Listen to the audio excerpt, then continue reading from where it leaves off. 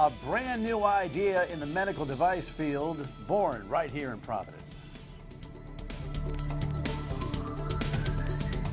And you're thinking, Dan, what is that all about? What are we now, like high-tech medical television here? Hey, listen, anytime we've got some entrepreneurs that are making waves out of this region, we should be highlighting what they do. And I tell you all the time, if you've got ideas about stories we should be talking about, projects that are working, entrepreneurs that are having successes, I want to hear about them because they are uplifting, and action begets action when it comes to success stories. Beta Spring is this incredible place where entrepreneurs grow and explode, and we've got another one of those companies that has done that here, and we'll tell you about it coming right up. In the meantime, it is a pleasure to have you aboard, and we should run right to the rundown because there's lots to do. Holy cow, that's a lot of money, especially when you're writing the check yourself.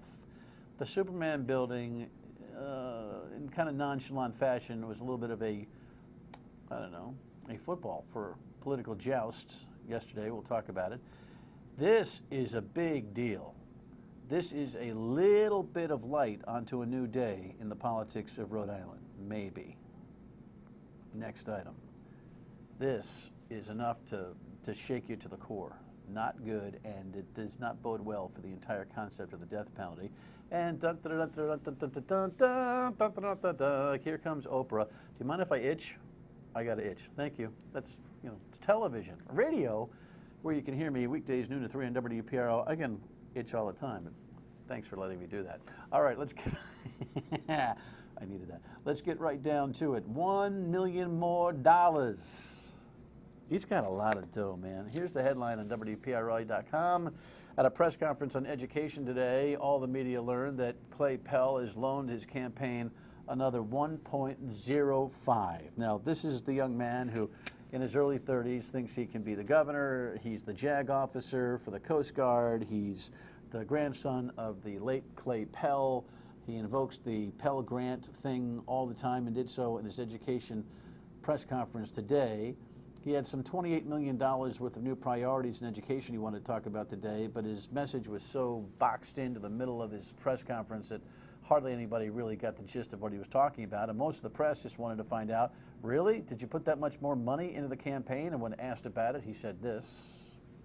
I am committed to supporting my campaign and investing all of my effort and energy, and absolutely supporting it with resources. It's too early to tell what amount of money is going to be spent, not only in my campaign, but any campaign.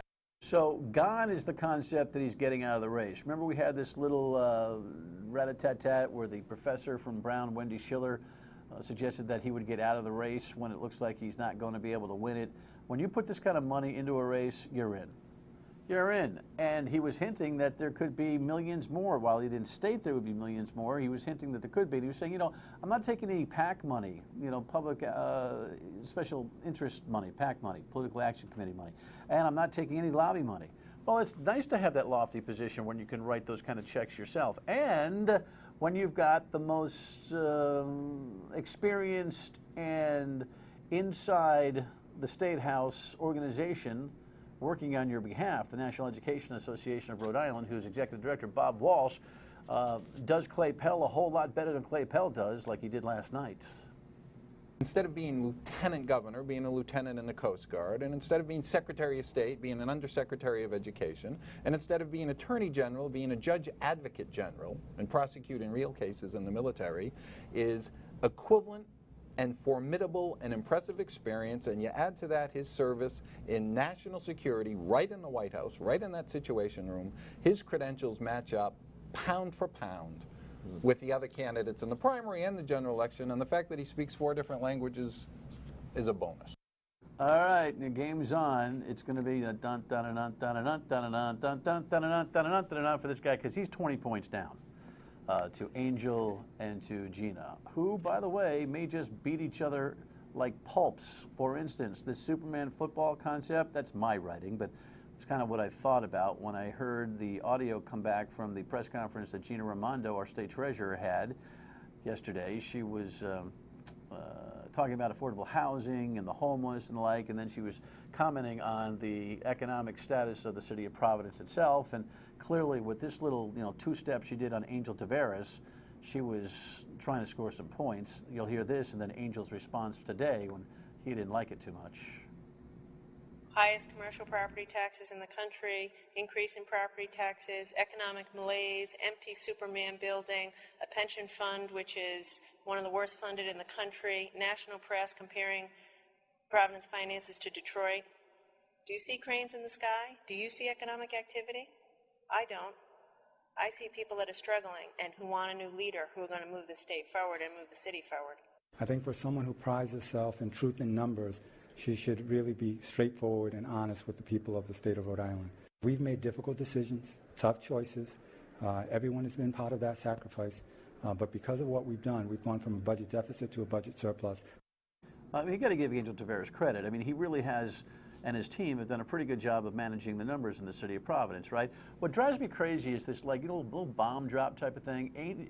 Gina says, "Oh, the Superman building, da da da da." What's your plan, Madam Treasurer, for the Superman building? Do you support the idea of state, federal, and local funds in Providence to buoy the renewed investment by the owner of that now vacant building? Are you blaming Angel Tavares for that building being empty when Bank of America closed its lease and ran out on this private entrepreneur? What's your plan? Easy to drop that bomb, but where's your plan?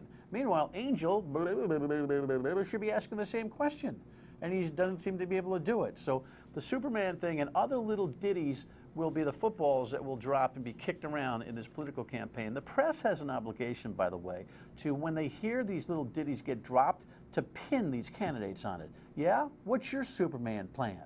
But while these two fight, Clay Pell's dumping another $1 million into his campaign and trying to draft off of them. Maybe Walsh knows what he's talking about. Next item. This is a huge story. Dun, dun, dun, dun, dun, dun. Here's the headline. House panel backs abolishing the master lever. I mean, there have been folks who have been working on this for 20 or 30 years, for heaven's sakes. The master lever, we don't have a lever. We have a magic marker. It used to be you pull in the curtain and you close the curtain down, right? We like to show pictures of the legislature when the legislature did something. That's plenty.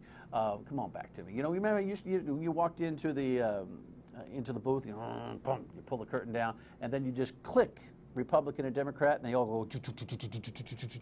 Well, now you got a pen, and you got to draw. Well, people like to draw just one line, right? But they forget, and they make all sorts of mistakes, and they keep drawing, and it's a whole mess. And by the way, we need a more competitive party system here, right? So this master lever thing has got to be done with. And by unanimous vote, the House Judiciary last night sent it to the full floor of the House. That is the biggest historical progress ever made on the master lever. The House Speaker, Nick Mattiello, should be thanked and applauded for this, part of his new fresh leadership. We've been banging him on these kinds of things. And now the Senate President is going to have to respond because they tabled it on the Senate side. We'll see what the rank and file do, but we, for 2014, could be sans the master lever. That changes a lot of things. Alrighty, real quick, out to another part of the country where in Oklahoma they had this terrible, terrible mishap. Here's the Washington Post headline. Oh boy, this is not good. This is just terrible. So they've got this guy on death row and he's being injected. The people come and they watch. It's all morbid. It's, whether you're for or against the death penalty, it's not something that I'd buy a ticket to, that's for sure. But I guess when they were injecting this gentleman, who, a heinous crime, a heinous murder he committed, literally was part of a group that buried a young lady alive, dead. It's just gross. I don't have to get into details, but the person at the prison was explaining what went wrong. There was some concern at that time that the drugs were not having the effect, so the doctor observed the line and determined that the line had blown. Yeah, the line had blown. So they're injecting and they're not seeing the right effects, and they realize that the medicine's not getting into the guy's body, and so they cancel it. And they've got one guy behind him, kind of like two for that night. It's a twofer that night, and they postponed by 2 weeks that particular deal. And all those lawyers are in there looking for a long-term stay. The next lethal injection is scheduled in Texas in the middle of May. It only buoys those who oppose the death penalty. I have never been a death penalty supporter, but I don't fight hard. I'm not going to die on that hill, but this only buoys the idea that, you know, we really work really hard to get this right, and we don't a lot. Even though the Supreme Court has ruled it a constitutional means of death penalty, we got to take a closer look. And finally, this is the third time. I should get a band. I'm singing a lot tonight. But this is interesting. So the NBA has their big day yesterday, right, with the commissioner ruling the owner of the Los Angeles Clippers to be banished from the NBA. Well, you know, there's a lot of celebration over that. Magic Johnson thought it was a great thing for the country and for the world. It's a great day. It's a great day for, you know, the United States. It was a great day for the NBA. It was a great day for all people of all races, but especially, you know, African Americans, Latinos, who, you know, he was speaking out against. And so I think that I'm just happy that Commissioner Adam Silver came down hard and showed that we can't let people get away with this. Yeah, and of course the players were all planning on walking off the floor. At least Golden State was last night. They had the game because of all these sanctions that came down. We have Doc Rivers talking about the pressure the players have felt for no good reason. No one should vilify them, my players, for making the choice of playing. I think no matter what choice they made, it was the right one because they shouldn't have the burden of making a response. And now Oprah comes to the rescue. Look at this tweet from ESPN where they learn that she is considering teaming with David Geffen and Larry Ellison. Ellison, the CEO of Oracle, and David Geffen, the multi-billionaire musician, might team up with Oprah to try to buy that team from the owner. The question is, will Mr. Sterling let it go? The sooner he does, the more dough he'll make. Interesting stuff. When we come back, hey, a nice little idea becomes a big business. Another Beta Spring success in Providence. Stay with us.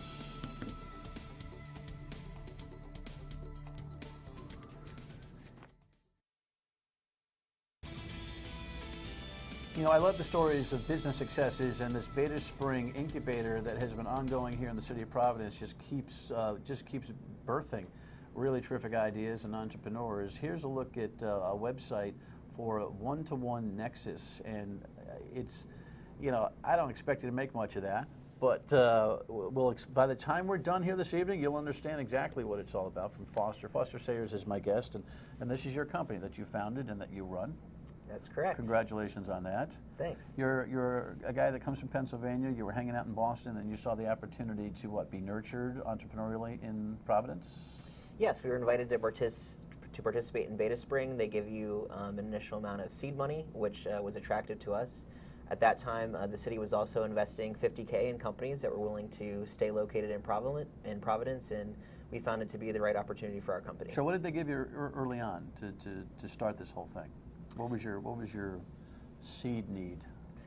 So the seed money wasn't that much. It was really more the mentoring that they provide through the program. So you go through a 13-week accelerator program where they help you make connections. And we found that in Rhode Island, everyone seems to know a guy, and it was a great opportunity for us to network. You see, sometimes the politicians say, see, that's not such a good thing until they become, well, the campaigners say the know a guy thing is a bad thing. Then they become politicians and they like the know a guy thing. But actually in business, knowing a guy, legitimately networking, is oh so important, right? Very much so. And in fact, we've had a lot of support from the congressional delegation here in Providence.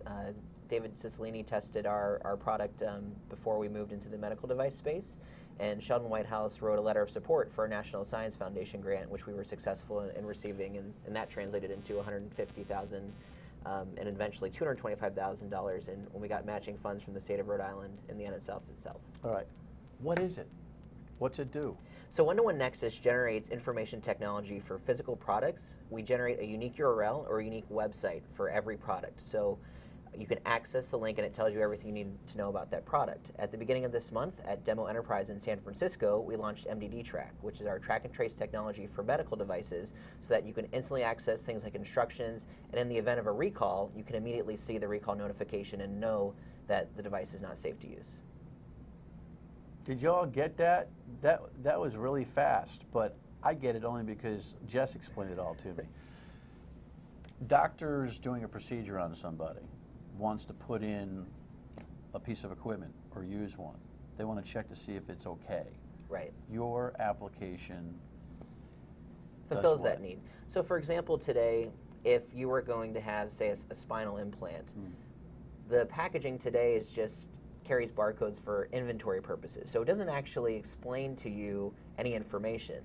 Whereas with our system, you can scan that code and it will take you to a website that's dedicated to that spinal implant and will tell you everything you need to know about how to safely use it. And if there's a recall notification, that gets pushed to the website. Today, a product, if it was just recalled, you wouldn't know that at the time of surgery. With our product, you would, and you'd avoid a medical error. Does it happen a lot? That 700 medical devices on average are recalled in the United States each year. And 700 devices? 700 device types, and 40 to 80 million, this is based on a McKinsey report, 40 to 80 million units are missed each year, and on average they cost a manufacturer $7.5 million. Oh! So you did that research, and this, so you learned, chicken or the egg, which came first? You learned that, and then you developed this product to satisfy that need? So what happened? To fix that environment for users? We had this technology of using a unique website to track a relationship or a thing. We had investors from Boston, Mayfly Capital. The principal there, Charlie Kim, was aware of this problem in the medical device industry and also knew that the FDA was about to mandate unique device identification to address this problem. So beginning on September 24th of this year, medical devices have to have this unique device identifier, and that's something that our technology also does, is facilitate compliance with that law. So at that point, they made the 500. Is anybody else doing it? What you're doing? Timing is everything, right? When these kind of regulations come down. The timing's great for us. So there are other companies, but they do the standard generating linear barcodes, which I said, again, the problem with that is it's just for inventory purposes. So we have actually a patent on this method of biomedical track and trace by using a unique URL or a unique website as a means of tracking the product. All right, one more question on the product. Is it objective information that you're linked to on the web? It's provided by the manufacturer, things that the FDA requires to provide them by law. So if they have a recall, they're required to post that, but they're not going out of their way to say, hey, doc, by the way, don't use our stuff. Right, they don't have a way to do that in real time, and our technology provides them with the means to do that. You know, you're always looking for the way to make the money. This is who would have known? Only guys like this. We'll talk more about what it's like to build a new business when we come back to it.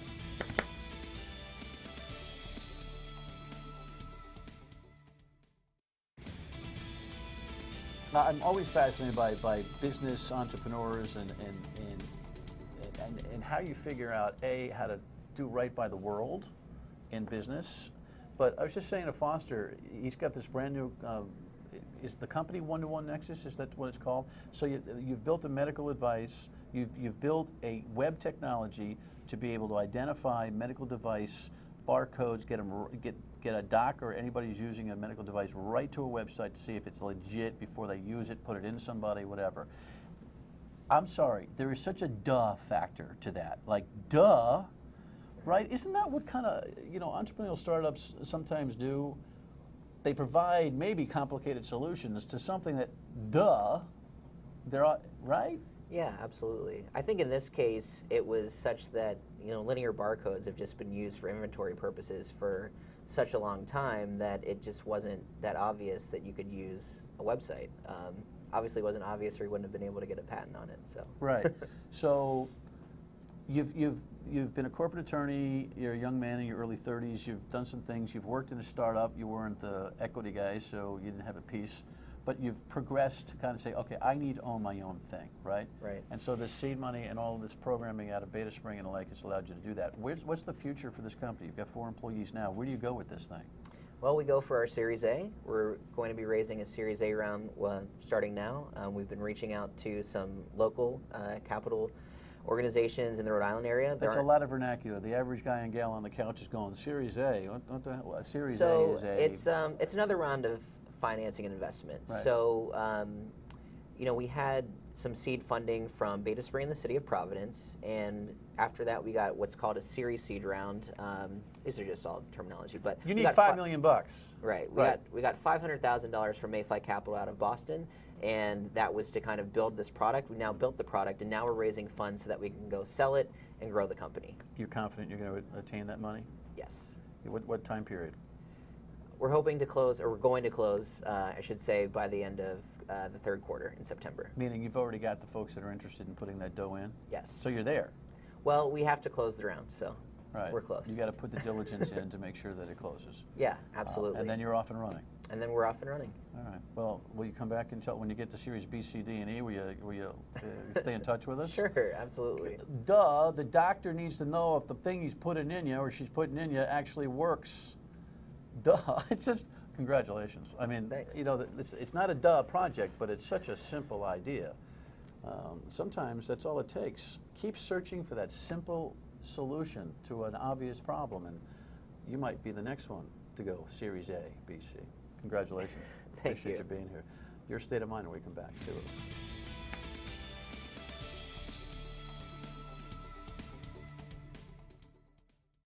You know, for those of us who are just looking for that big idea to make the millions, sometimes it's right in front of you. But you got to be aware. Good for Foster. Let's find out what you think about things. Anytime you want, just leave us a voicemail. We'll play it on the air, 228-1886. Email me or Facebook post or tweet at me like Stephen did right here, real quick. He says, it's never been more obvious that the NEARI care nothing about the condition or future of the state, only its own future. That's obviously a reaction to Bob Walsh's visit. He's the executive director. He was here last night talking about Clay Pell and some other matters. Look, the NEA has a purpose. It represents teachers. They're not some nefarious organization, but there's no doubt sometimes they're narrow because that's their mission. The citizens need to be wide in their apprehension. And that's why we'll be back tomorrow night at 7:30 to help you. Bye.